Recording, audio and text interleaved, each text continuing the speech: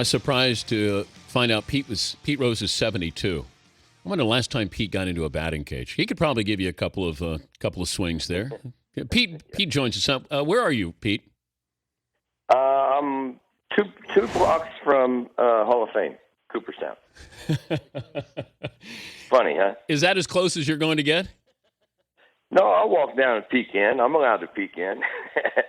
I know I come every year for the induction, Dan, and a lot of other guys do too. And I just like to come and see some of the guys I played against and a lot of the guys I played with. And, there's not that many restaurants here in Cooperstown. So if you go out to eat tonight, which I will, you're going to run into somebody. And it's always nice to stand outside and watch the parade go by and watch all the guys that I played with. I actually played with 11 Hall of Famers, and I think I played against 52. Wow. Guys texting that the other day. And when I just think of all the great players I played against and all the great players I played with, it just gives you goosebumps. Last time you were in the Hall of Fame as a spectator? Mm-hmm. When was that? Many crickets. It must have been, I went up there last year and just taped outside when I was doing a reality show, but probably 7 or 8 years ago, and I was kind of surprised that there's like 15 artifacts of mine in the Hall of Fame, and I'm proud of that. And a lot of people enjoy that when they go, and they don't understand why I'm there, but I'm the one that messed up. So, you turn the page and just hope and wish you someday, somehow, you'll get a second chance. That's the situation I'm in. I don't worry about it, Dan. We talked about it before. I'm not mad at anybody. I'm the one that screwed up, and if Bud ever finds it in his heart to give me a second chance, I remain today, I think, the best ambassador baseball has. I mean, I watch 2-3 games a day, and I'm in Vegas working 20 days a month, 4.5 hours a day, just sitting in the mall and talking baseball with fans and signing autographs. And it's very easy to badmouth the game of baseball today, but I keep myself away from that, and I like to talk positive about the game. When you were given the lifetime ban by Bart Giamatti, was there any other option for you than a lifetime ban? You know what? I don't remember because I kind of let that in the lawyer's hands. And if you ever watched my press conference when I was suspended, the last thing I said is, I can't wait for a year because my little girl was born 2 days before I was suspended. And I said, I can't wait for my little girl's first birthday so I can apply for reinstatement. See, I looked at that ban.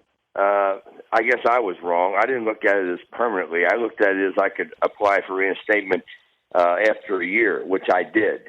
And, then all of a sudden you read the fine print, and a lot of players in my era didn't read the fine print. And I have no idea at all why my lawyers would okay a lifetime ban, because they knew how much I loved the game and how much I liked to be involved in the game. At that time, I was manager of the Reds, and we were doing good. So, but that happened, and that's the way it is. But we have mass murderers who are up for parole. They at least get a parole hearing. When's the last time you got a hearing of sorts with the commissioner? It was several years ago. I had a meeting with Bud, and it was a successful meeting, I thought. Matter of fact, you could ask Mike Schmidt if you ever interview him. He was there too, and I thought, I'm going to get reinstated after talking to Bud too. I'll never forget it.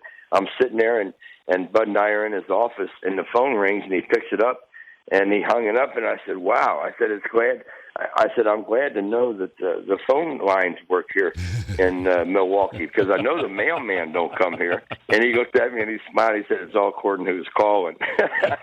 So Bud's got a sense of humor, but you know as well as I, Dan, the guy who shot the Pope got a second chance. Matter of fact, the Pope went to visit the guy. So, there are second chances out there, but everybody knows, Dan, you know it too. I just chose the wrong vice. If I'd have been an alcoholic, or if I'd have been a guy on drugs, or if I'd have been a spousal beater, I'd have been reinstated a long time ago. And I know what happened in 1919. I'm aware of that. I'm a history buff in the world of baseball, and I know how ticklish baseball is about gambling, and they should be. Talking to Pete Rose joining us, Dan Patrick Show. But do you think by betting on baseball that you're manipulating? Did you manipulate the game in any way? No, not at all. What I tried to do, Dan, is I tried everything I could every night to win, and that's my job as a manager. And no one. And by the way, when I was betting on my team, no one in the clubhouse coaches, clubhouse guys, players, nobody knew it. Because it wasn't we didn't have cell phones, and you couldn't go through the switchboard. Everything was written down that went through the switchboard. And I'll tell you exactly how I did it. I told the guy before the season started, I want my team every night, and we'll settle up at the end of the year. And that's the way it went down. And I was absolutely wrong, but I had so much confidence in my guys, and that was the first year I was without playing, and I needed something else. I guess managing wasn't enough for me at that time, which was wrong, but managing wasn't enough. I needed more, and the more was just betting on my team to win every night, and we won a hell of a lot more games than we lost, and I was wrong, and I got caught, and I wish I'd have did with these guys today. They should have took a lesson from me. And the lesson is, when you make a mistake, come clean as quickly as you possibly can. I wish I could go meet with all these guys that are having problems now and just tell them they're going to find out. I mean, they got endless resources and they got endless investigators. And you're better off if you just come clean like Giambi did or like Pettit did, and just because people will give you a second chance. And, I hate to see Ryan Braun get suspended 65 days, but in my eyes, he ought to feel fortunate. He only got 65 days. I mean, I got 24 years, August 22nd or August 20th. So, to get 65 days and only miss $3 million when you're making $20 million a year, he got off pretty easy. And it's going to be interesting to see how the fans react to him when he comes back next year. Because I think when he got up on his press conference a couple years ago, and he said he didn't do it when his urine flunked in Milwaukee, you believed him, didn't you? No, because I broke the story that what was going on.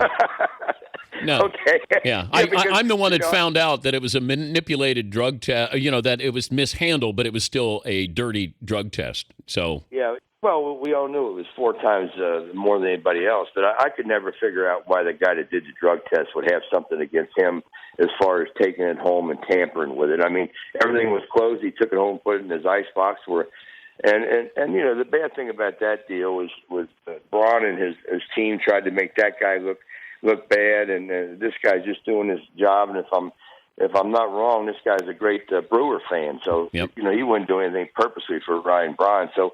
What's going to happen with A-Rod? What's going to happen with the rest of the guys on that list? That's going to be interesting because, as you know, Dan, you report the news accurately. This is not good for baseball, but Bud's got to be going crazy right now. This is Hall of Fame induction week, and he's got to answer all the questions about this. And I know the guys going in the Hall of Fame are all deceased, but still it's an induction. There'll be several thousand people here, and I think Cal Ripken's giving a speech, and Joe Morgan's giving a speech. So it will still be a great ceremony weekend for baseball.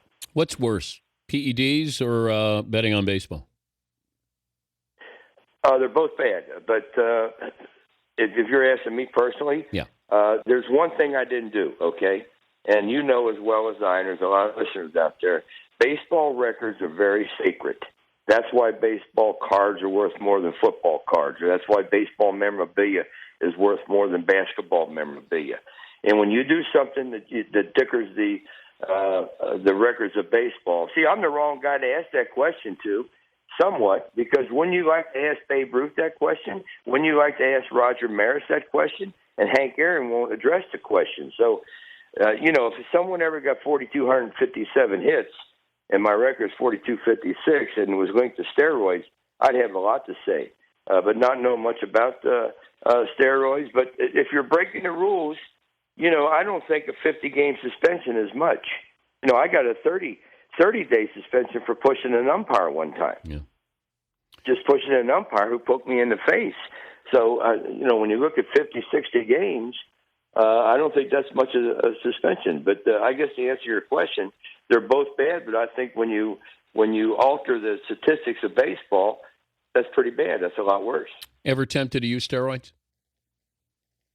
No. I never been around steroids. When I was playing, steroids seemed to be used by all the Olympic weightlifters.